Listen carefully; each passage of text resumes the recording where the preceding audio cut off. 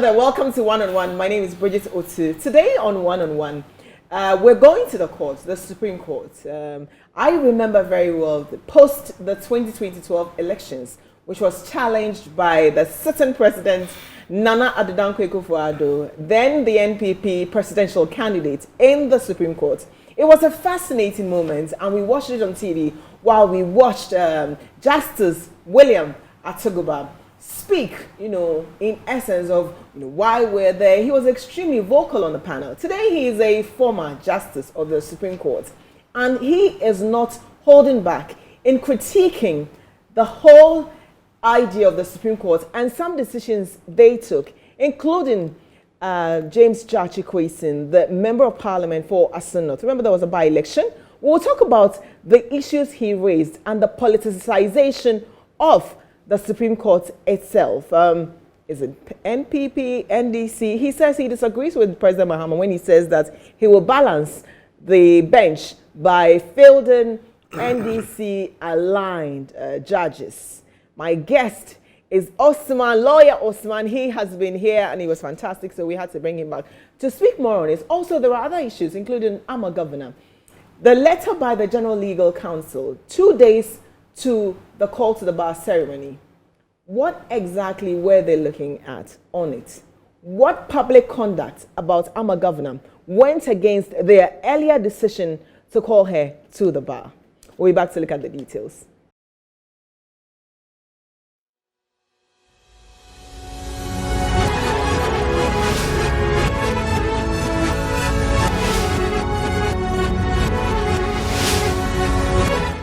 Right, hello again. Lawyer, thank you very much for joining us on One on One. First of all, I almost want to get like your initial, thoughts, general thoughts on the presentation by William Atuguba, speaking like that about the Supreme Court. What for you, first, general thoughts, and what stood out for you in his presentation? Now, generally, I think what he has said is correct. Because we are lawyers. In terms of the posturing of the Supreme Court? In terms of the posturing of the Supreme Court. We, as lawyers, have interactions with the court very often. And so these are not news to us. Any lawyer who is into practice, this should not be news. So you have had some instances where you find that decisions from even the apex courts are scandalous. And if I'm giving the opportunity, I'll give you a few examples. Please, I think examples for me, one that sticks out. Yeah. That can go actually beyond scandal. And what else would a bystander or an objective, reasonable person looking at the facts think? And that's why we think that the impressions, you see, when someone is ingrained in some inclination, you are carried away from your focus, whether even what you are doing would be obviously apparent, would be obviously inconsistent with your rules. And so I think what Justice Atuguba said. What are some of the contentious, decisions that the Supreme Court has come up? I think for me personally, one that sticks out is the issue with the not using your birth certificates as a form of identification. That's what I was just about to say. Right. I mean, for me, I have written a number of articles, and I believe I heard they were looking for me for contempt. But I, as a young person who happened to find myself in the legal system, I think I'm willing to pay any price to put things in order. Because, how can the apex court, the final court of arbitration, the final court of arbiter, come to the conclusion that a requirement by a constitutional provision that a person is qualified to vote only upon attainment of a certain age now comes to the conclusion that a birth set is not relevant for determining that competence to vote? Can you imagine this? That, okay, you can vote only when you are 18 years. How are we going to determine that? That you are 18? Where? the primary document for determining whether someone has attained the age of voting is definitely the birth cert. You see? And so if you say the birth certificate is irrelevant, that is not only wrong, I think it's scandalous. Right. It should have come from a district court, and then you have the opportunity to correct it. But and this even was rebuke debated it. at the Exactly. apex court. Exactly. And I remember, reading public opinion on this, and Yes. you could tell there was a general disbelief, disappointment in that decision, because to even get a passport, you need the birth certificate. Yes. But now it is not recognized. So why should we give anybody a birth certificate? Exactly. That's the point. And so it's serious, the standard that we What expect. about the comments by William Atuguba, Justice William Atuguba, that the decision on James Judicial case? Let's speak on that. Okay. What about it? Yes, he's all correct about it. I believe he was not even aware that after the decision of the High Court, I think the petitioners, was it the respondents? No, the respondents. Okay. Exercised their right of appeal to the Court of Appeal.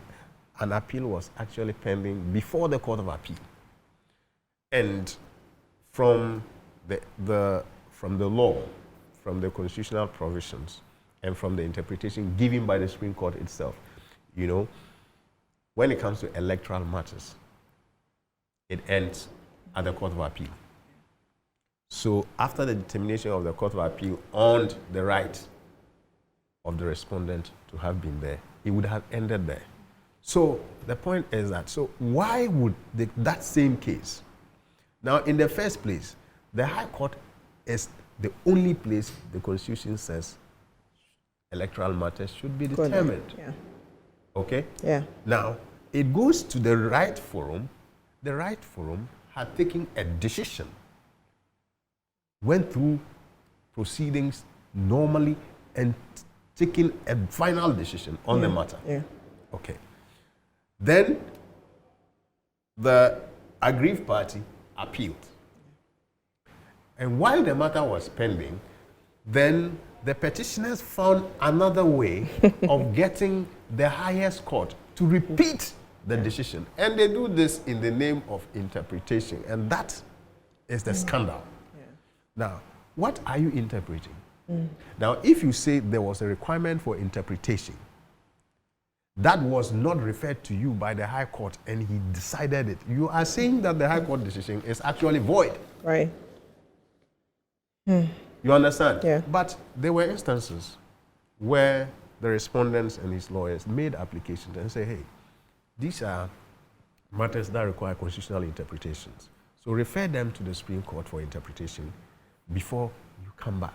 Because by Article 132 of our Constitution, all lower adjudication bodies, if you are in lower court, if they are determining a matter in accordance with their jurisdiction, and a matter of constitutional interpretation arises, the Constitution says, stay your proceedings and refer that issue of interpretation to the Supreme Court. Let the Supreme Court interpret it and give you the meaning, and then you can proceed on that meaning with the determination of the statutory before you. Now, so at the point where an application was made in the High Court that there were constitutional issues, make reference. And the High Court judge refused and said there were no issues of constitutional interpretation. And so he determined the matter. Now, that in itself was a decision that need to have been overturned.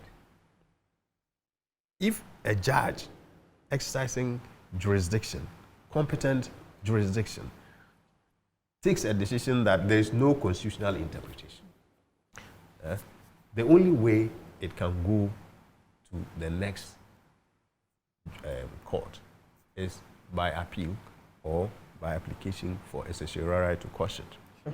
Okay, So if you didn't quash that, you leave that as standing. That's a decision. Even the decision, the substantive decision of the High Court itself, okay? Implicit in that decision is that there were no constitutional interpretations. And so why would that decision be allowed to stand? And then you go and now say that constitutional matter, and the same people who objected to the application in the High Court for the constitutional matters to be interpreted in the Supreme Court were now the people who took the matter to the Supreme Court, seeking interpretation of what are you interpreting the things to come to. And you could see the interpretation for which they went to the Supreme Court. And you will see that after the interpretation, usually you give a meaning to the contentious issues, provision, or word, or phrase, or whatever it is, and leave it like that.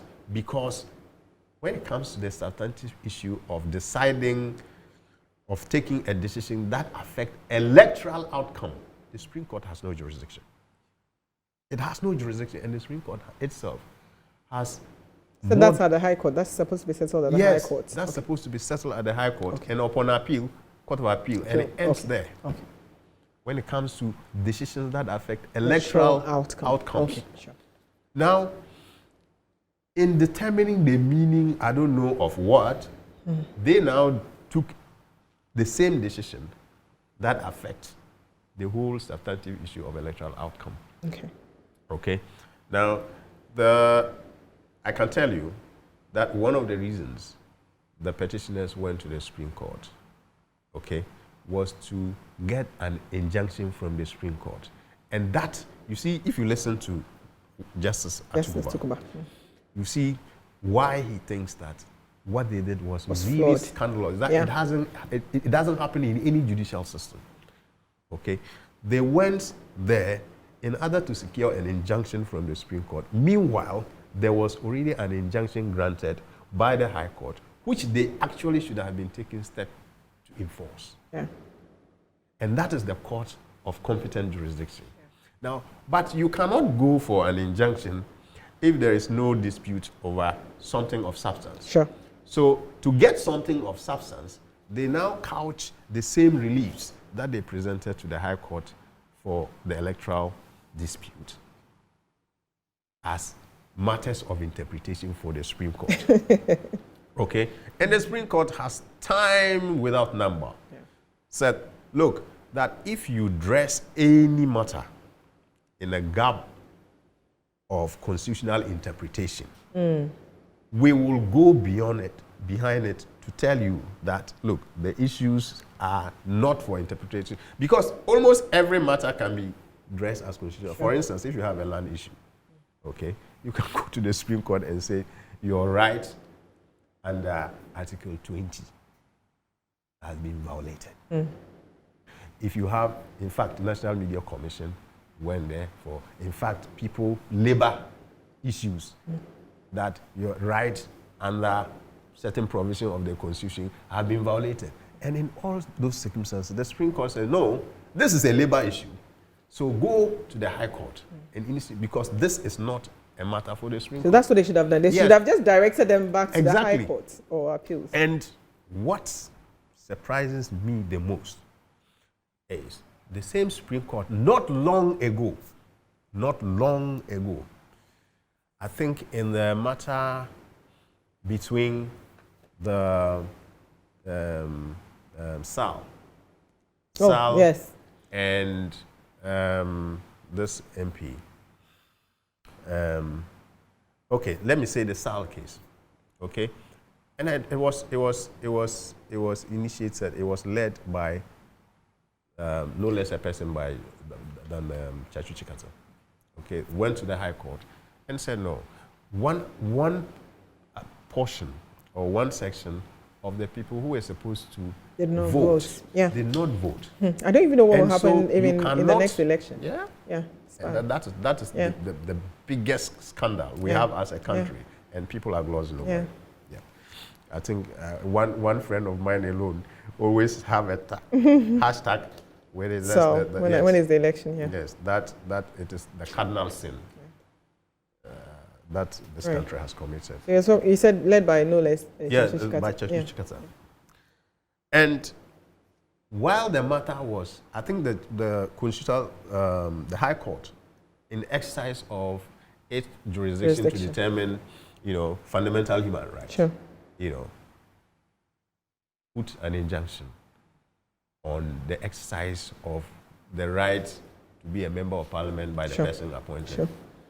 And the Constitution is clear that the High Court, in the exercise, in the enforcement of fundamental human rights, or in the dissemination of fundamental human rights, can give any other direction or anything that will ensure the enforcement of that fundamental human right. Now, what was the enforcement sought? That the people must take part in the decision of who represent them in parliament. They didn't take part. So the court said, no, whoever was the outcome, whoever was the MP as the outcome of the electoral process must hold on until these people exercise their right. Now, what happened? The Attorney General went to the Supreme Court after the High Court has granted that injunction for a certiorari right to set aside that injunction. Why? Because the High Court, listen, the High Court, which has dual jurisdiction, the same High Court has a jurisdiction to determine matters of election. And it has jurisdiction, special jurisdiction, to determine fundamental human rights. Okay? Now, they went to the Supreme Court and said, although the High Court had the jurisdiction to determine fundamental human rights, and it has jurisdiction to determine election matters, outcomes, that the High Court had no jurisdiction. Listen, this is the argument of the Attorney General. Unfortunate that in the exercise of the High Court jurisdiction to determine fundamental human rights, the High Court has no jurisdiction to determine anything that affects electoral outcome. In the exercise of, because you are dealing with fundamental human rights, that in that exercise, you don't have jurisdiction to issue any order that affect electoral outcome. What does that mean? It means that, okay, so the provision of the Constitution that says the High Court can give any order, any direction to ensure the enforcement of its orders, does not include an injunction when it is an electoral matter, because the Constitution has created a special jurisdiction and a special process for determination of election matters. Okay? So what does election matters or any decision affecting electoral outcome doing in the Supreme Court in the first place? I don't know if you get the argument. No, I understand you. So now that decision, the Supreme Court upheld the argument of the Attorney General, saying what? That yes, you have the jurisdiction to determine fundamental human rights, but you can't, in the exercise of that jurisdiction, make an order that affects the outcome of general elections. And so that injunction is void. Yeah. Okay? So which means it goes to jurisdiction. It's void. So the Supreme Court set it aside. Now, if the Supreme Court set an order of the High Court aside, the same court who actually has jurisdiction to determine electoral outcomes, but they did so because the process, when you are determining when you are initiating electoral process, you do it by petition. And when you are invoking the High Court jurisdiction for determination of fundamental human rights, you do it by what we call an originating notice of motion. So these are different processes. And you say, okay, because the same court with the same jurisdiction was exercising one jurisdiction, and you make an order that affects the outcome of another matter over which you have jurisdiction, that order is void. Now, what about the Supreme Court, which has no jurisdiction at all for determining electoral matters? Now, in the so-called interpretation that the Supreme Court did, they took a decision that affects electoral outcome. First, they granted an injunction, and that's the double standard. because you've set aside the High Court injunction on electoral matters, and then you now give an injunction. Okay. So for Justice Atuguba, yes, he has been there. Yes. I guess he can say, I've been there, done that. Yeah, that yeah. Is for him to say that, I don't know what the law says. Can he be held in contempt of court? Contempt of what? Of the Supreme Court? I mean, people have been hauled before the Supreme Court for less. Bringing the image into disrepute, image of the court. You see, these are some of the things people, you see, what some of us do, okay? What some of us do is just announcing the scandals of the Supreme Court.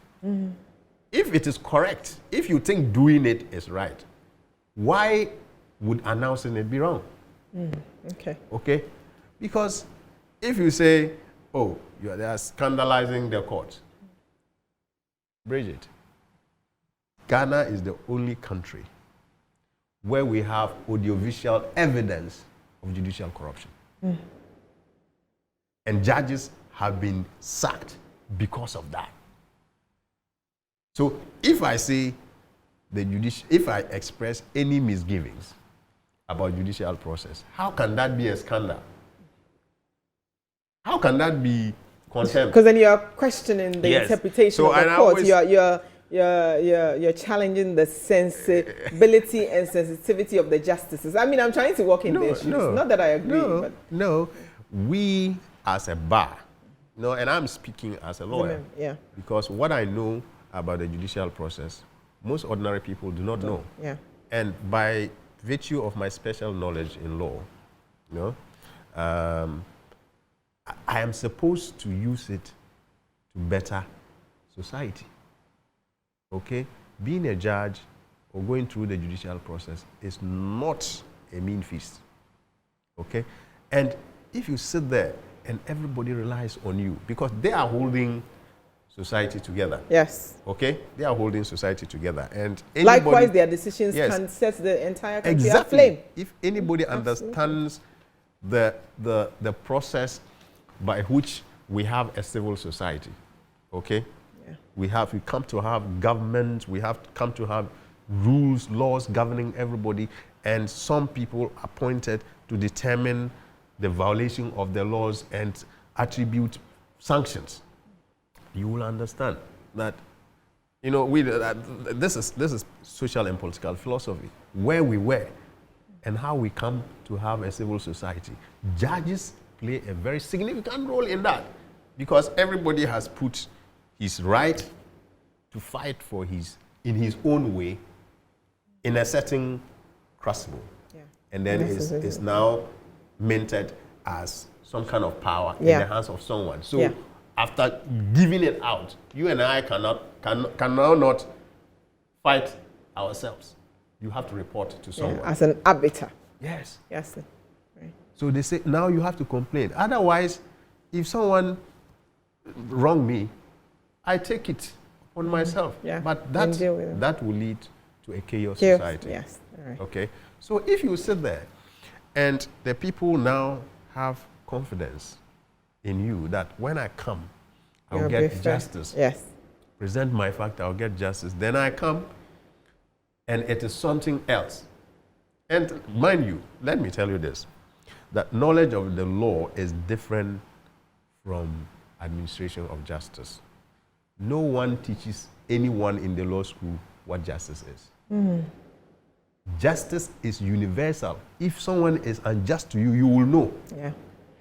And you expect that when you put it before the people who are supposed to interpret it. Exactly. So knowing the law and applying the law is different from doing justice. And someone actually can have better disposition of justice than someone who has learned the law. On that note, we're taking our very first break. When we come back, we'll look at, again, on the judiciary, the comments by President Mahama that the courts have been packed with persons who administer justice in favor of the governing body. And in response to that, the president obviously belittled it, dismissed it as expected. But then the GBA says, do not use our platform to do same. the same GBA has given the platform to the president over the last 6 years. What's different now? We'll be back to talk about it.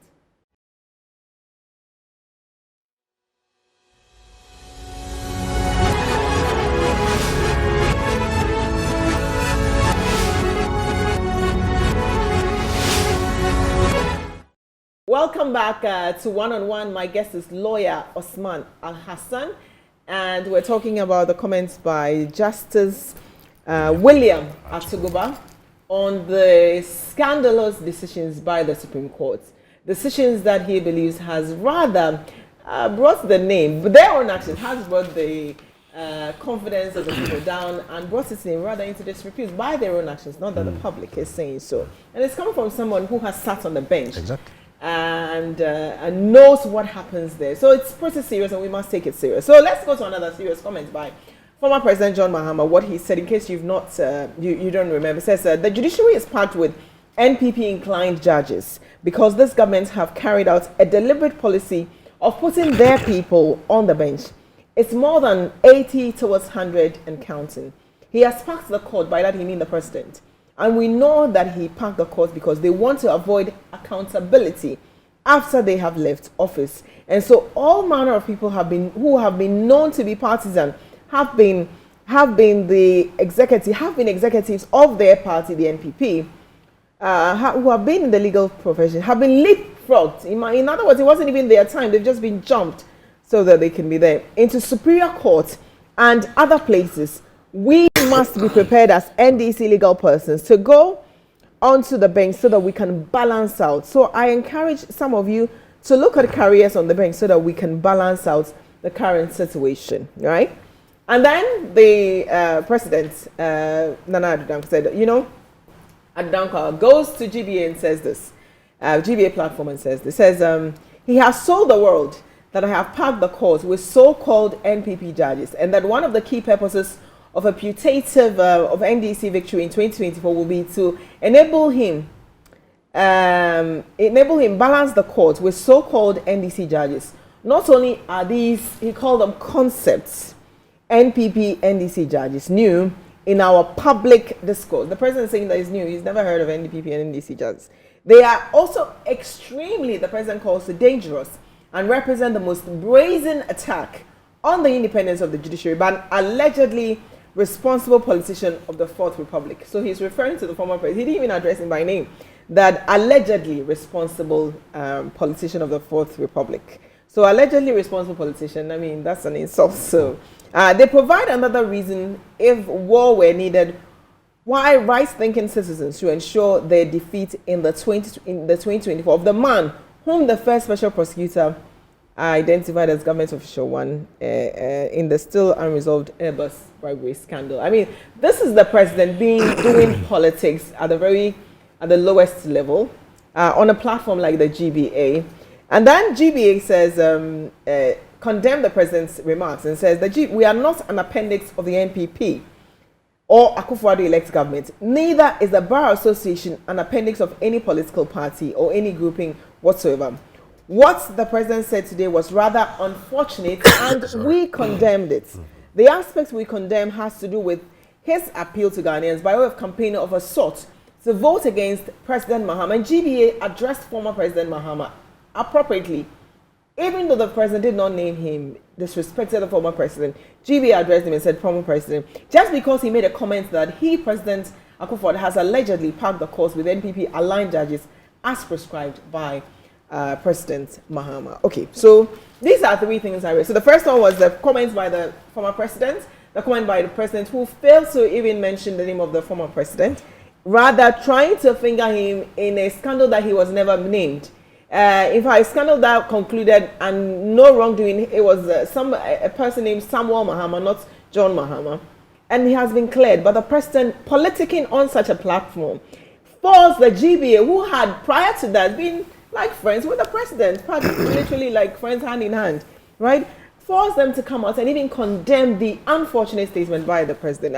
Osman, so I've read all the quotes, 3 different quotes from the former president, and also response from the GBA. First of all, what is this GBA that I'm seeing that is condemning? Is it that the tone of the president's comments was so demeaning, even towards the ex-president, that they had to say something, or it's just a GBA that now has a conscience? I think I must first commend the GBA for condemning it in the first place. Okay. But they say they are condemning it because the president used the platform for some sort of political campaign. Yeah. I think that shouldn't have been the only reason. Because this is an attack against someone who did not have an opportunity to be heard in that context. Yes. And I think that should have been part of the grounds for the condemnation. In any event, the matters to which the president referred about the former president, though he did not mention his name, are matters pending for investigation. And the penchant of the president in wading into matters pending for investigation in itself has become too scandalous. You see, you don't interfere, especially that you are the head of the executive. Yeah. You have all the powers of the executive, and so all machinery of investigation are in your hands. Sure. If there are appendages of your government or authorities within the government that are expected to investigate a matter, sure, you do not give a statement that give an impression that you expect a certain outcome. Sure. Okay. So, but I think that should have been part of the grounds for condemning the. But I think I'll recommend GBA for immediately coming out to condemn that statement. Okay. Okay. Now the content. Yeah. Okay. The former president was talking about some kind of appointment of justices that are inclined to a certain political party. That in itself, for me, is not something that should have been commented on. It's not a statement that should have come from him, but it's understandable in the context. I don't think he made that statement for public consumption. But in reality, that's what is. Okay? And I don't know how else we can deal with negative reality to correct things in society. Do you think that GBA is an association, but do you think the whole judiciary sometimes lives in denial? It's not, you see, this country, it's not only the judiciary. In so many affairs of ours, we always deny it. We continue, you see, we have a country or a government where if there is no evidence for a wrongdoing, they are fine. But even where there is, even though everybody can feel the effect of the wrongdoing, once there's no evidence, they expect us to be fine. Until you, but what is the evidence than you feeling it? Okay. You understand? Sure. I mean, I have known justices who were part of political campaigns, yes, who have now been appointed as judges. Yes, and there are posters of them. I've seen it. People who even campaign on tickets of political parties, sure, now appointed. Now, what is the requirement for? Now, someone will say that, okay, those things do not disqualify those persons from being appointed as justices. But the point is, what is the requirement for? The Constitution said the person must be of high moral standard and of proving integrity. You know, for me, that is where we should have our focus. High moral standard. How can I be of high moral standard if I campaign for a party and I come to sit as an arbiter determining matters of constitutionalism? What is constitutionalism here? Constitutionalism simply is ensuring that the powers of the state are not abused against the citizens. So the courts, especially the Supreme Court, that has a constitutional role, okay, enforcement of the Constitution and interpreting the Constitution, has the biggest role in ensuring rule of law and constitutionalism. Sure. Okay? Avoiding situations where government will abuse the right of citizens. Now, if you are part of the government and you openly manifest yourself to be so, and then you go and sit there and the outcome of your decision actually confirm that any time there is a matter against government, then the outcome is in favor of government. It doesn't matter what it is. It's How like can that be predetermined outcome? How can that be an exhibition of high moral standard? Right. Now, if you look at the person whose comment we are discussing, I can tell you, he's not an angel. But if you are a lawyer and you read NDC has lost cases over which he presided. Now his decisions are, you can see clearly that his decisions are not tainted with any other considerations apart from his inclinations to do injustice. Sure. Pure fidelity to law, pure fidelity to outcomes of decisions, and with future of society in mind. How does the decision affect the society? Sure. That is how judges should be. Now, if you campaign for a political party, the political party has become the ruling government. In fact, the duty now on you is to prove. They say proving integrity, right? Yes, yes. Okay. And proving the integrity doesn't end upon the assessment of your qualification to be appointed. I think it is more important to prove your integrity when you are up there. Okay. Right? Now, if they now say, okay, you have proven integrity, you have a high moral, it's laughable. They say a high moral standard. And what we take for high moral standard and proving integrity is absence of scandal. Any person who has no scandal or any known scandal, not any known scandal is of high. I mean, how? What kind of investigation do we normally do? Is that why the young lady, I'm a governor, is currently being tortured? I mean, mentally tortured, because this is an A student. Clearly, she's passed. I mean, where others struggled.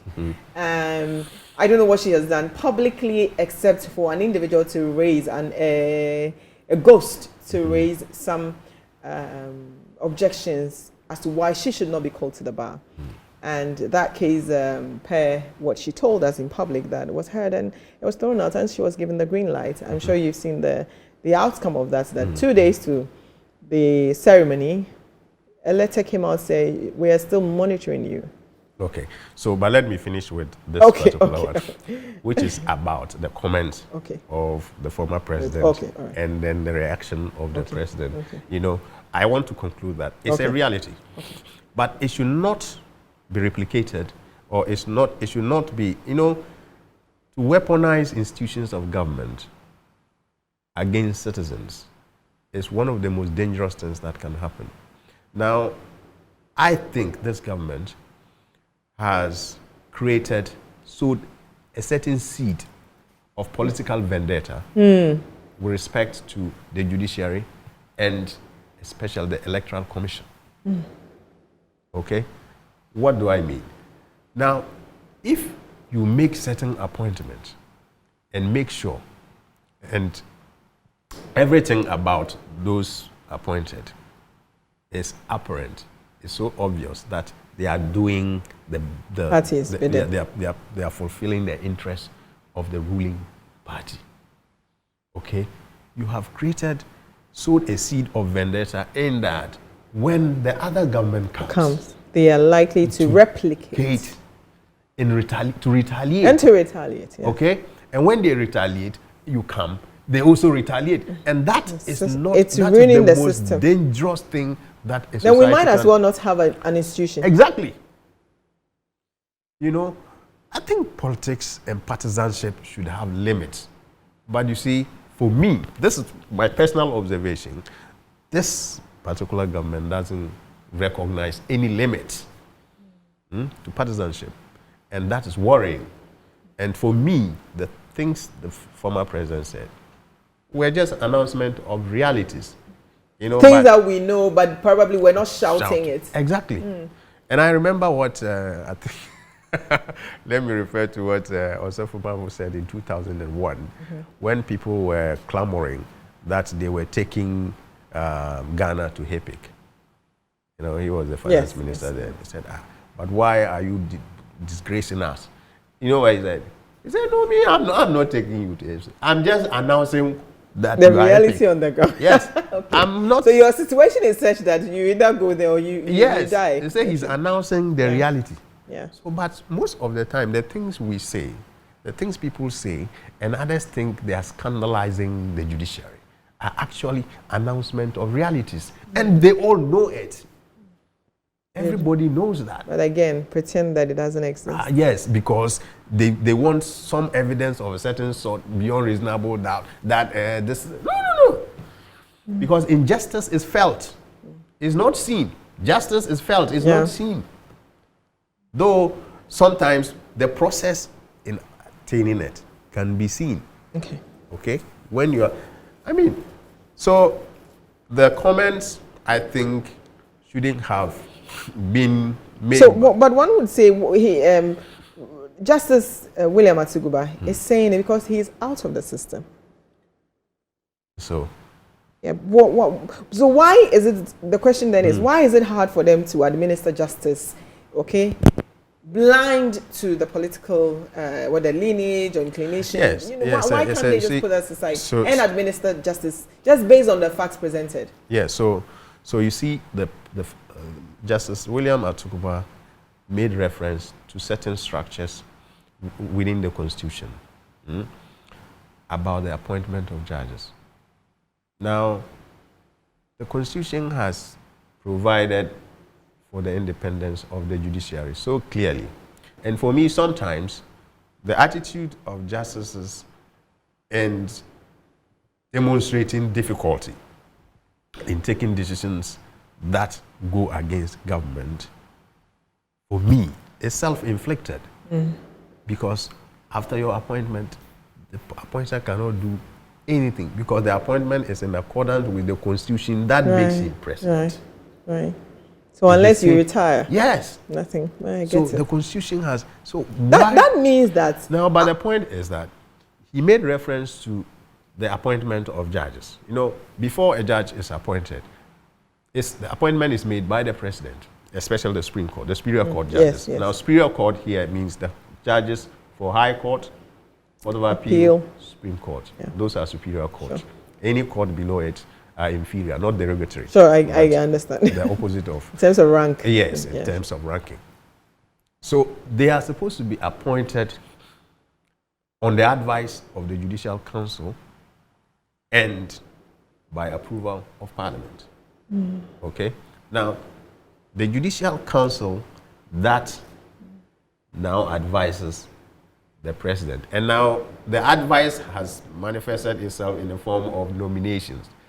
They will bring a list, and present it to the president and say, okay, these are the people we think are qualified to.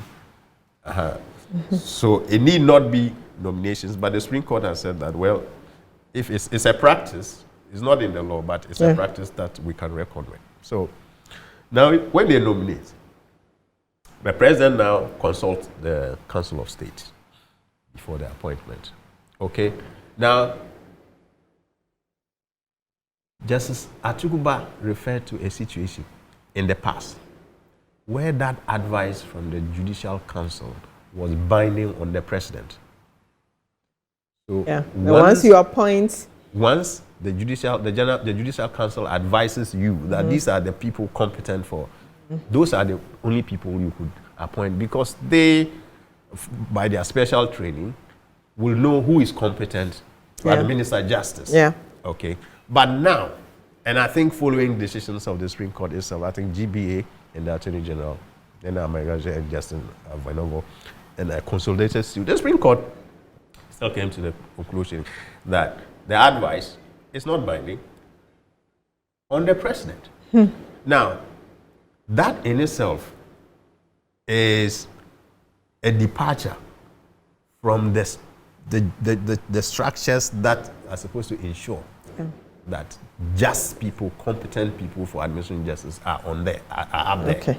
Right. Now, but even if, according to him, even if that weren't the case, for instance, even if the Judicial Council's advice were binding on the president, who are the members of the Judicial Council? Now, he said, first, the Attorney General, who is appointed by the president, is a member of the Judicial Council.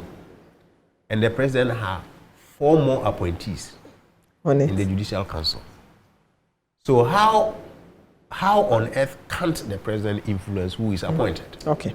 Right. Now, so if you are if your appointment is influenced from that point, okay, it means that if the president doesn't want you to be a judge, a superior court judge, however competent you are, you will never be. Okay, all right. So the independence of the Judicial Council itself was what he referred to, and said that the structure itself does not render a situation where we can get. Unfortunately, we've run out of time. Unfortunately, I can't believe it. But before we go, I just wanted your quick thoughts on this whole AMA governor situation. And when they say they are monitoring her conduct, publicly, she's not like a public person per se. But yes, her actions based on this anonymous letter has put her in the limelight, and I see her as someone who is currently being traumatized, really. Even though she's done academically well, the association is just, or the institution is just failing to call her so she can practice her dream. Yeah. Okay, so for me, my first, my general comment on it is that because the matter had gone before the Judicial Council for determination of certain allegations against her, first and foremost, it would have been good for us, anybody who wants to be fair in commenting the outcome or what we have now, to see what decision the General Council, the Legal Council took in her matter. Okay, what was the decision? But what she said they had thrown it out. Dismiss Yeah, she said it was thrown allegations. out. It was thrown out. Everything. And what was the decision? Did they say, okay, after this, because if the allegations were dismissed, there will not be grounds for the council to now say that we will call you only upon a certain satisfaction from observation of public. But we don't have the benefit of that letter. Exactly. Right? We don't have of that decision. That's now what she said. Exactly. But then, if she wasn't, why would they put a letter out just 2 days to say that we are monitoring you again? Yes. Because that's what the letter was. Yes. So the content of the letter itself was not very direct, but it creates an impression that there was an initial situation where the council took a decision that we will call you only upon observation of your conduct, and it appears she was about to be called. It appears, even from her public comment, it appears that she had an assurance that she will be called. The matters being dismissed, according to her. So, but the letter that followed that indicated that, you may apply again. Next year. When the opportunity presents itself. Yes, appropriate funds when there is a scheduled enrollment in 2023. Later, exactly. So which means we'll monitor your conduct. Exactly, we will continue to monitor your conduct.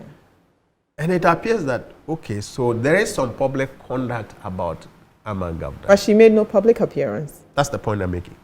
So it appears to me from the letter that there was some public conduct that was inconsistent to the principles of the GBA, of the bar, or of the General Legal Council, that calling her to the bar would be inappropriate. Is it fair? So the point is, now if that is the case, I think it would have been fair if the decision is based on any public conduct of Amman Governor, for her to be heard on that public conduct. So that should have Because been public perhaps in conduct, this letter yes, to say, exactly. based on XYZ you did on this day, we're setting up a I would have expected a letter inviting her, if she had done something. yes, to come and answer to certain observations they have made in public. Right. Okay? It could, I mean, it's difficult. The legal process does not assume too many things. So, come. Let them give you. Were you the one who said XYZ? And her only public appearance was the Occupy Julabi House protest. Exactly. So we don't know whether that was the public conduct. Which I didn't see anything exactly. she said that. But I think she should have been given a hearing. A hearing, right. Okay? A hearing on that before being declined. And then given. Exactly. Yeah. That's the unfairness I've seen in it. Okay. Yeah. ALHASSAN Osman, I want to say a big thank you to you again for coming to our studio here to speak to us. Oh, there was a lot to unpack, and unfortunately, like I said, the time runs so fast, and you're really, really enjoying the conversation. We hope you learned as much as we did. Share your thoughts. You don't hesitate to tell us what you think about the topical issues. Share your thoughts on what Raymond, I said Raymond, you know, I always confuse them. Okay, William Atuguba said, former Justice of the Supreme Court, retired Justice of the Supreme Court, said, and my lawyer in the studio here, his interpretation of it, his comments on it, and how can we make the legal professional GBA better? How can we hold persons who are holding us, our constitution, who are supposed to interpret and be fair to persons, you know, who are voiceless, who don't have money, who don't have political affiliation or any inclination whatsoever, but just on the grounds of feeling unjust, right? Be served justice, regardless of whether, you know, you're rich or poor. My name is Bridget Otu again. See you next week.